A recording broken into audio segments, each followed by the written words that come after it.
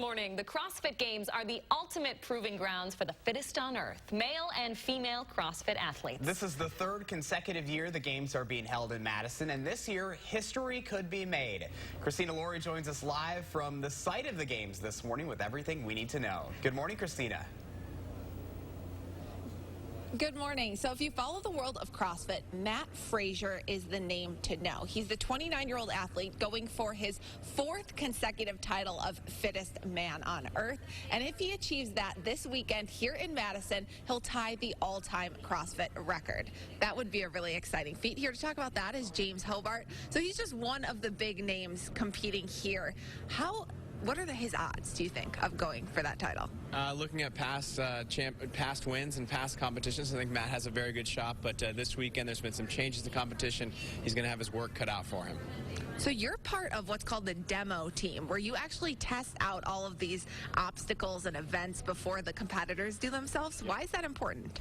It's important for a lot of reasons. You just want to make sure the tests are balanced as they fit to schedules, the layout as they look on the field or in certain venues. So there's a lot that happens, and the testing really begins, and the creations of next year's workouts really begin almost, the day after this competition ends. So it's a pretty long process, and it'll be nice to see it all come together today.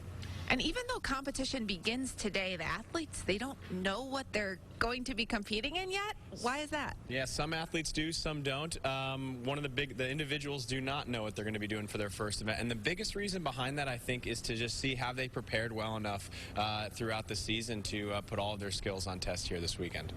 What do you think is the toughest competition people competing here will face?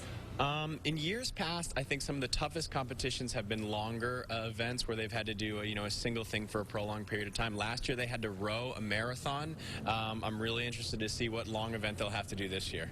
Okay, so you can always bet that there will be at least one long event to really challenge these competitors. Typically there is something longer, yeah, absolutely.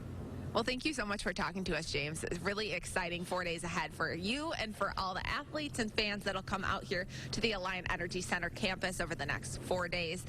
Today, opening ceremony at 9 o'clock. Doors open here at 8 a.m. Josh and Leah. Christina, I kind of expected you to be out on that field doing some workouts this morning. Yeah, come on.